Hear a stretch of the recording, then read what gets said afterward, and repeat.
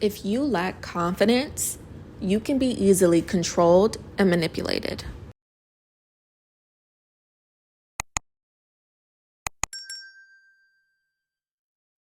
Now, the kind of confidence that I'm describing today, it goes beyond the surface level. It goes beyond physicality, because physicality can be fleeting. Physicality is also subjective. What I'm getting at is the kind of confidence that's rooted in an emotional and mental understanding. You understand your internal capacity. You have something to bring to the table that goes beyond the surface level. It's a deeply rooted inner knowing of your capacity, your capability, and also your resilience.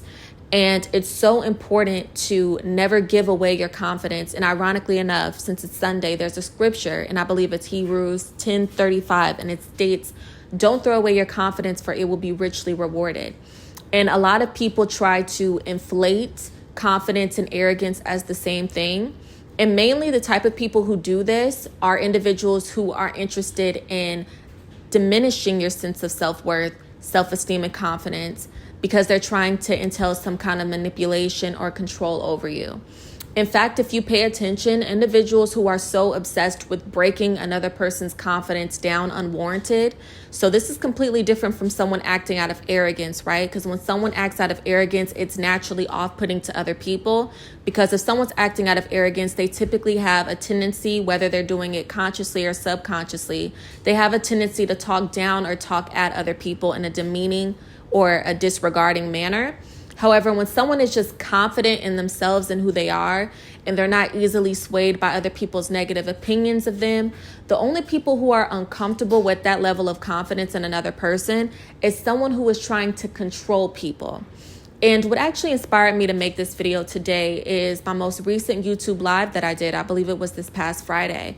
And I was talking about how some of you all have to establish very firm emotional and mental boundaries, in a sense of not taking things personally when you feel like people are rejecting you or casting you out, even though you're trying to help them.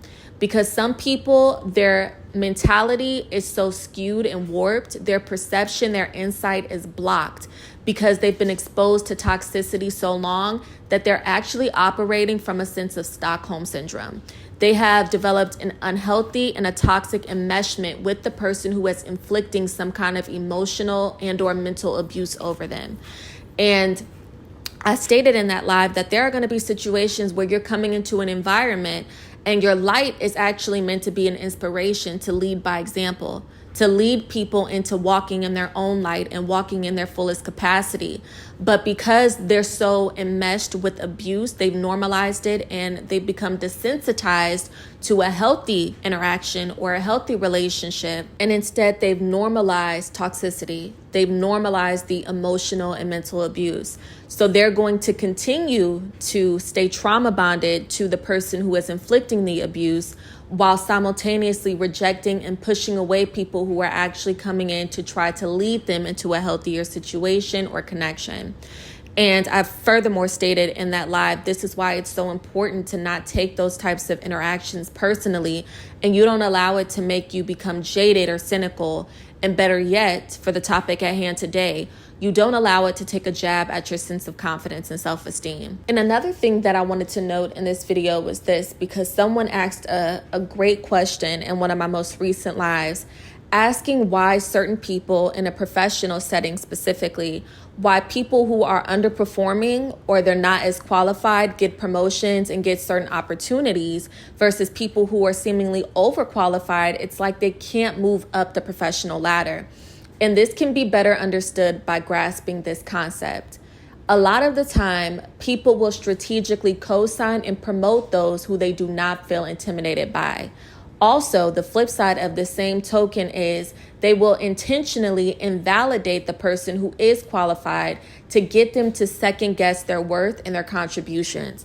In this person will waste time jumping through hoops to prove their worth and to prove their capacity and their capabilities, instead of realizing their worth, stepping away from this counterproductive environment, and instead taking your time, your energy, and your contributions elsewhere to a space that's actually going to appreciate the value that you bring to the table.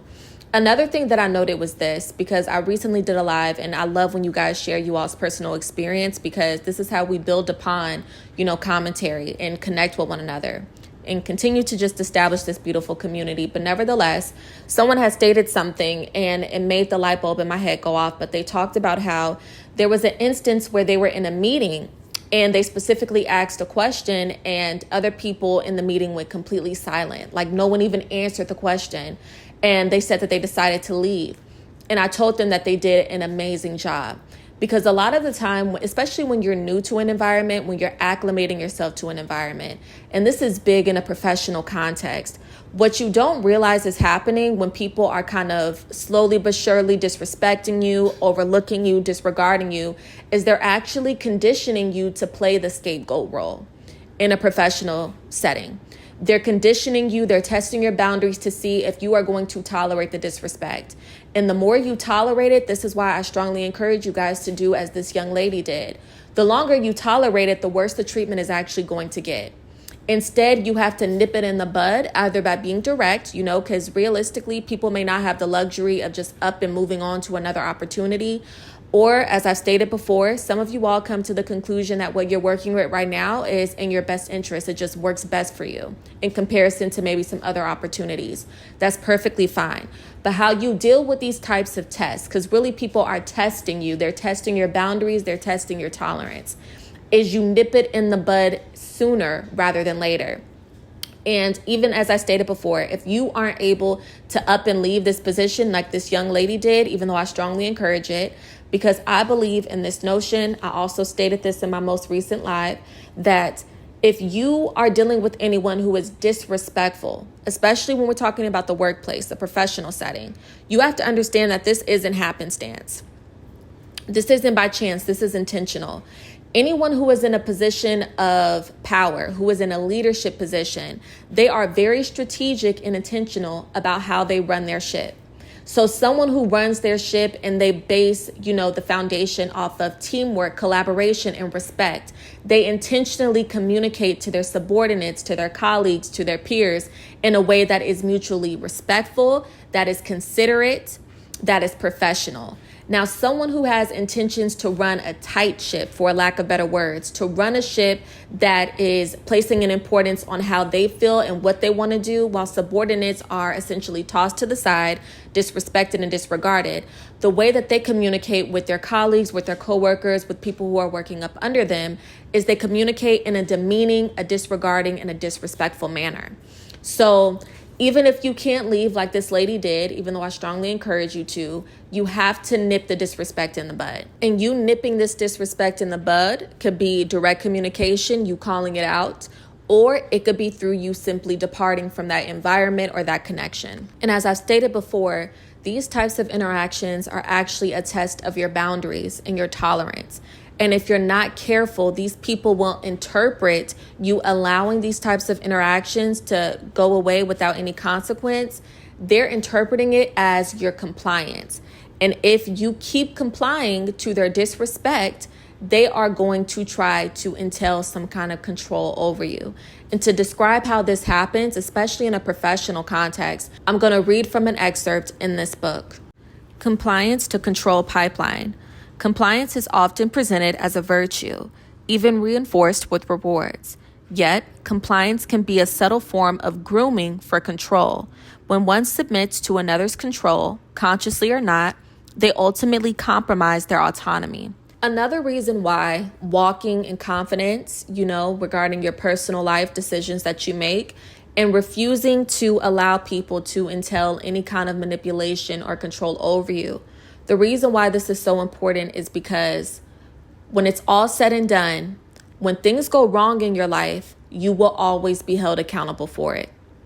As much as people try to entail control over you, ideally they want to do it because they want to take credit for the good things that happen.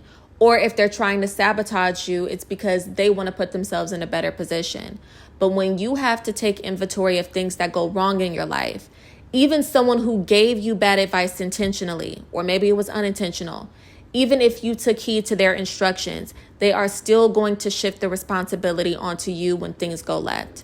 So why not get into the habit of taking control over things that could possibly go right in your life as well? So this concept of confidence goes beyond superficiality or simply having a chip on your shoulder. Confidence is a protective measure. All right, babes, that's all that I have for this analysis today. I want to thank you all so much for tuning in. But of course, I want to hear you all's comments, opinions, perspectives, and your personal experiences in the comment section below. I look forward to speaking to you guys in the next one, babes. Take care.